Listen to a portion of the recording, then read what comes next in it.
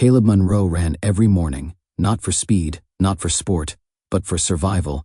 His legs moved like clockwork, heel to toe, breath in rhythm with the cold forest air that filtered through the dense pines outside his rural home. He ran in old sneakers, on the same trail he'd worn into the ground for years. This morning was no different, except that it was. The frost still hugged the dirt, the birds still sang like nothing had changed in the world. But inside him something was growing, not pain, not fear, just pressure.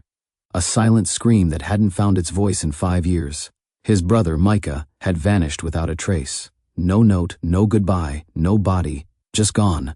One night while walking to his car after work. The police said they'd tried, said it looked like he'd left willingly, but Caleb knew better.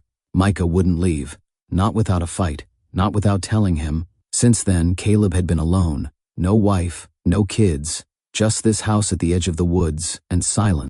He was 45, and lived like a ghost who hadn't figured out he was dead yet. The only thing that felt real was the rhythm of his feet pounding the trail. That and the ritual. Running, showering, black coffee, and watching the news. Always the news. That evening the television glowed in the dark living room like a silent witness. Caleb sat with one leg bouncing, remote in hand, skipping past sitcoms, weather, sports, until he landed on a Missing Persons Tonight, a segment on the local news station, always at 7:58. A young woman was shown last, grainy photo, blue shirt, too young smile. Gone 2 weeks, no leads. Another unsolved name.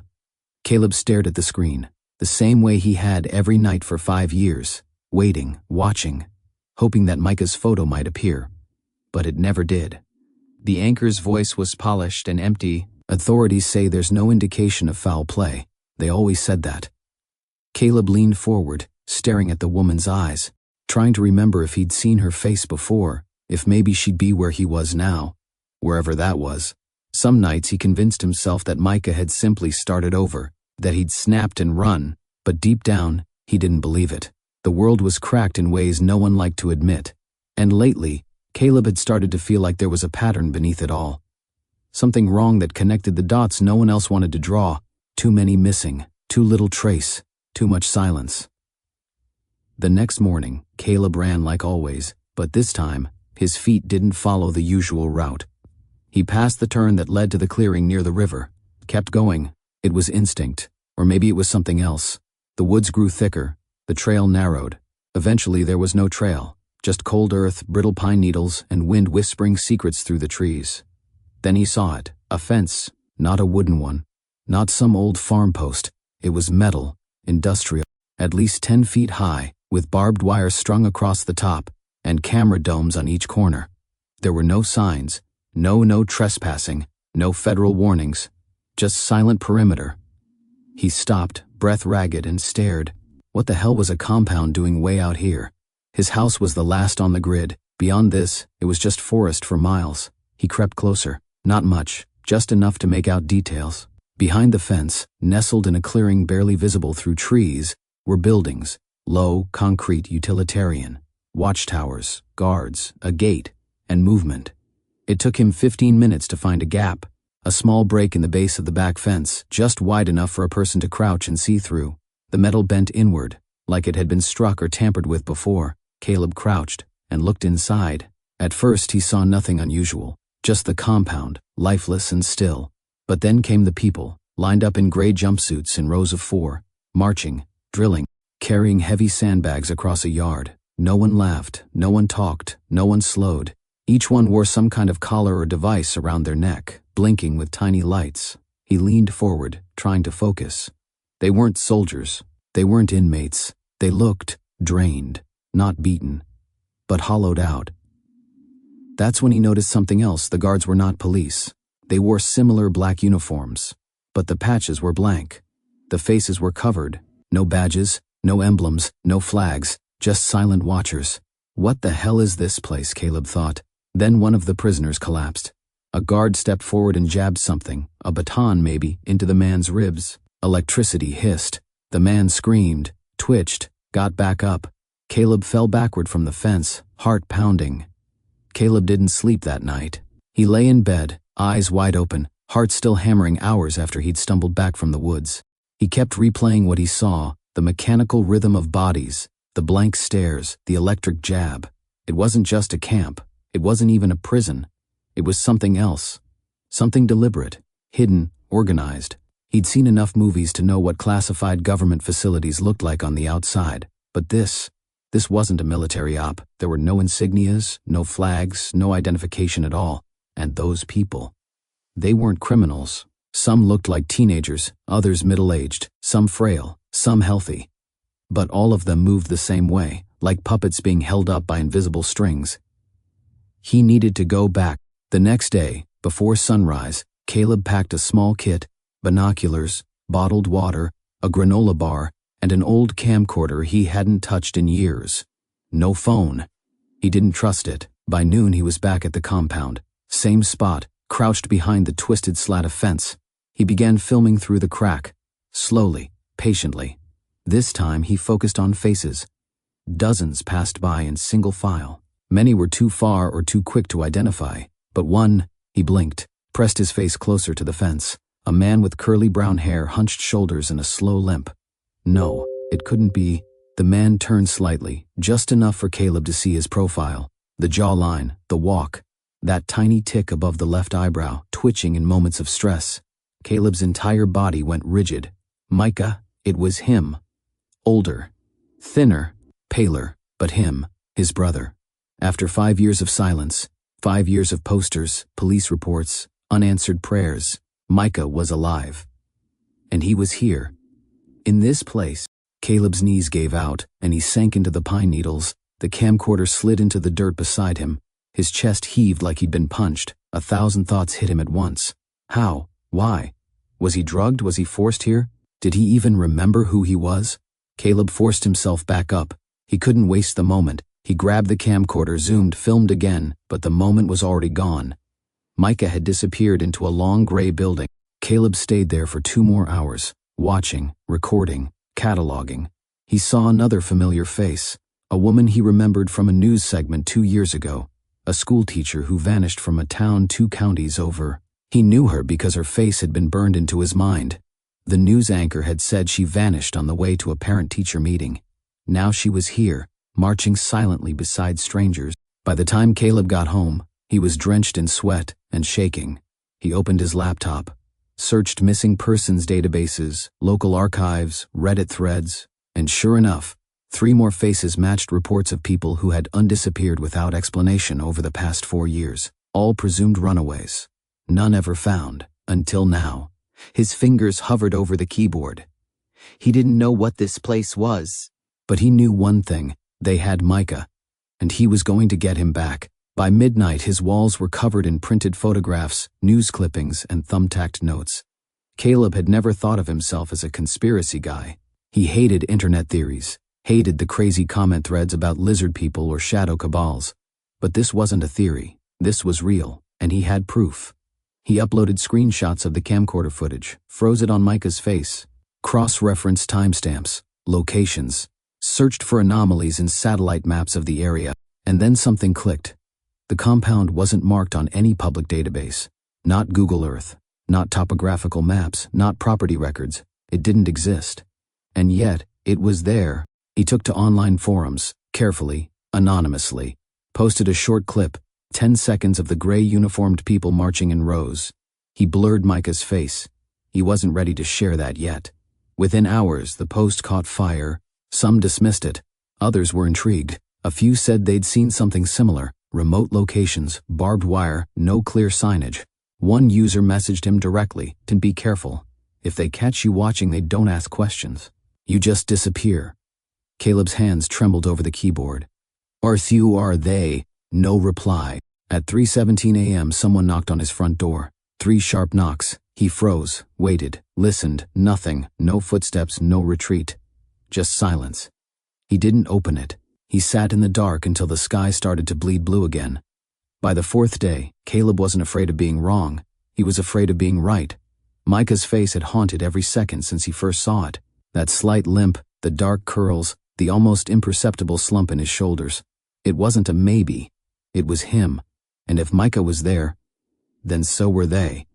Whoever they were, Caleb packed differently this time. Gloves, a black beanie, dark clothing, a GoPro strapped to his chest under his jacket. He brought his old hiking boots, left his phone behind. Before leaving, he wrote a short note and stuffed it under the bathroom sink. If something happens to me, the footage is in the camera bag. My name is Caleb Monroe. My brother is Micah Monroe. He's not missing. He's being held. The forest was silent that evening. Too silent, not even the birds made noise. By the time he reached the facility's rear fence, the moon had risen, casting silver streaks across the clearing. The air smelled like metal and pine sap. He crawled to the same gap, lifted the lens, and this time, he filmed everything. He zoomed in on guard rotations, watched as groups of detainees were marched single file into a squat concrete structure with no windows. He heard something, faint, electronic, buzzing. One man stumbled, a guard pressed a button on a tablet. The man screamed, clutched his collar. Electricity, they were shock collars. Caleb's stomach twisted. Then he saw Micah again. He was kneeling beside a transport vehicle loading heavy crates onto a dolly. His face was thinner, older, but his movements were careful, intentional. He was still in there. Still alive. Caleb whispered under his breath, "Micah." He reached for his phone, then stopped. No signal. He pulled out a notepad, scribbled everything: time, date, movements, number of guards, number of prisoners. He stayed for nearly 2 hours, then slipped away like a ghost. But the next morning, someone had been in his house. At first it was small. A kitchen chair moved an inch too far from the table. The fridge door left slightly ajar. His toothbrush wet, and he hadn't used it. The curtain in the hallway window slightly twisted, as if pulled back from outside. And then he found it. A package, sitting neatly on his doormat, wrapped in plain brown paper. No stamp, no address. His name written in sharp black marker, Caleb. He brought it inside, fingers trembling. Unwrapped it slowly. Inside, a single USB drive, black and unlabeled. A folded paper. Don't share this. He plugged it in using a junk laptop, isolated from Wi-Fi. The folder contained one video file. He clicked play. Micah, inside a bare room, strapped to a chair. Pale, sweaty, blinking rapidly. His voice was weak. "And my name is Micah Monroe. I've been here. I don't know how long. I don't know who they are. They don't tell us why we're here. They make us do things. They call it correction. They shock us when we resist. They ask questions over and over. Some say we're being rewired." Micah looked into the camera. His voice cracked. "If you see this, please, help us. Don't let them say we disappeared." The screen went black. Caleb stared for several minutes, then slowly turned toward the camera bag on his desk. He reached for it and started uploading everything. Caleb didn't sleep that night. He sat in his chair, the USB drive still plugged into the old laptop, the screen frozen on the last frame of his brother's face, pale, blinking, half broken. "Please, help us." It looped in his mind like a broken record. By 3 a.m. he'd uploaded the footage to a private cloud, then again to an encrypted thumb drive, which he stashed under the porch in an old ammo box. Just in case, he barely heard the van until it was already on the gravel. Headlights off. No engine noise. They didn't knock. 3 shadows poured out, dressed in dark uniforms. Not SWAT, not local law, but something in between. Fast. Coordinated. Trained. Caleb saw the first boot hit the porch. He was already moving. Out the back door, down the deck stairs, into the tree line. He didn't take a flashlight. Didn't need one. He knew these woods like he knew the inside of his lungs. But they followed fast. Voices in his ear, clipped radio chatter behind him. He's moving east. And no dog. No drone. Shh. Then do not injure. Do not injure. Which meant they needed him alive. That scared him more than bullets. Branches clawed at his face. His breath burned like acid in his lungs. But he didn't stop, couldn't stop. He sprinted for the creek, leapt it with inches to spare, rolled in the mud on the other side. Behind him, footsteps, silhouettes. Then, silence. He crouched beneath a thick patch of brush, covering his mouth, heart pounding. One of the men passed not 10 feet from where he crouched, laser-focused, didn't see him. Caleb waited, counted to 60, then ran again, uphill, past the old firewatch post, straight for town. He didn't stop until he reached the gas station parking lot on Route 4. His sweatshirt was soaked, his arms were bleeding, but his mind was clear. They knew he'd seen. They knew he'd filmed, and if they couldn't scare him into silence, they'd erase him next. There was no more time to plan. He had to go public. By the time the sun rose, Caleb had checked into a motel under a fake name, and rigged a hotspot through a burner laptop. He logged into 3 platforms: YouTube, Reddit, X. He uploaded the following: a video message. Just him, 1 take, no edits, the full raw footage of the compound. The USB video of Micah's testimony. A list of known missing persons whose faces he'd matched to individuals inside the camp. He kept his message simple. My name is Caleb Monroe. My brother Micah was taken 5 years ago. Yesterday I found him. He's not dead. He's being held in a hidden facility, along with dozens of others. They're not criminals, they're victims. You don't have to believe me, just watch. Then he clicked post all. And waited. Within an hour the video had 2,000 views. By noon, 50,000. By evening, hundreds of thousands. Some called it fake. Others said it explained disappearances in their towns. One former military contractor commented anonymously, "This is real. These camps were part of a behavioral reform pilot under blackout funding. Never supposed to see light." Journalists reached out. Activists. Whistleblowers. And then came the death threats. But it was too late. The truth was out. And the world was watching. By the next morning, Caleb Monroe was no longer a man in hiding. He was the face of a digital revolution. His video had crossed 1 million views in 12 hours. Journalists were calling his burner phone non-stop. Hashtags flooded every platform. Hashtag Find Micah. Hashtag Hidden Camps. Hashtag Freethataken. People across the country started posting photos of their missing loved ones. Some claimed to recognize faces from the footage. Others simply wanted to believe someone cared. Caleb sat in the motel bathroom with the light off, scrolling through the storm. A message from a user with no avatar and no name. "Tanae used to say you were crazy. Now the world says you were right." He stared at the message for a long time. Then he opened another file. The footage of Micah. That same line, "Please, help us." Outside the motel, news vans had started parking. Protesters showed up, some friendly, some not. The door rattled once that afternoon. Caleb froze. But it was just a woman, holding up a laminated photo of her son. "Please," she whispered through the crack. "Just tell me if he's one of them." Caleb didn't answer. He couldn't. He gently closed the door. That night he appeared on a live stream. Anonymous background. His face shadowed. An independent journalist asked him, "What do you hope happens next?" Caleb thought. Then answered, "Think they open the gates, and that the world never lets this happen again." The world moved fast. Under pressure from human rights groups and mass protest, the government announced a full investigation into rumored detainment facilities, carefully worded. Non-committal, but drones had already shown everything. The compound existed, and it wasn't the only one. 2 more were identified by citizen reporters within days in Utah, in northern Pennsylvania. The lie had unraveled, and in front of it all, a brother who refused to let go. A week later, armed peacekeepers moved in on the compound Caleb had filmed.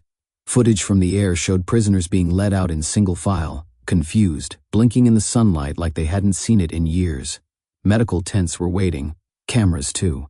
And Caleb. He stood behind a police barricade, pressed up against the metal fencing, breath locked in his chest. A man stepped out of the compound. Thin, pale, dark curls, limp in his left foot. Micah. Their eyes met across 20 yards of screaming, crying, flashing cameras. Micah blinked. Caleb took 1 step forward, then another. Micah's face didn't register anything at first. Then, a twitch, a breath. Recognition hit him like a blow to the chest. "Caleb?" His voice cracked through the noise. Caleb pushed through the barrier, ran. Micah met him halfway, no words, just arms, wrapped around each other. Micah sobbed against Caleb's shoulder. "Oh, found me," he whispered. Caleb's voice broke. "Damn right I did." Weeks passed. The facility was dismantled. Officials were fired. Some arrested. Survivors told their stories. Micah spoke last. He sat before a tribunal, his voice calm, his body still weak. "When they didn't take us because of what we'd done," he said. "When they took us because they could. Because no one would ask questions. Because someone decided that silence was easier than truth. There was no applause, just silence. And tears." Caleb watched from the gallery. Later that night, sitting beside Micah in the hospital garden, he finally asked, "Do you remember everything?" Micah looked up. "Not everything," he said, "but I remember enough." Then he smiled, for the first time in 5 years. "And I remember you." The world didn't change overnight, but something shifted. People watched each other a little more carefully, listened harder, believed things they used to ignore. And Caleb? He went back to running, same trail, same rhythm, but this time, he wasn't running to forget. He was running to remember, and this time, he wasn't alone.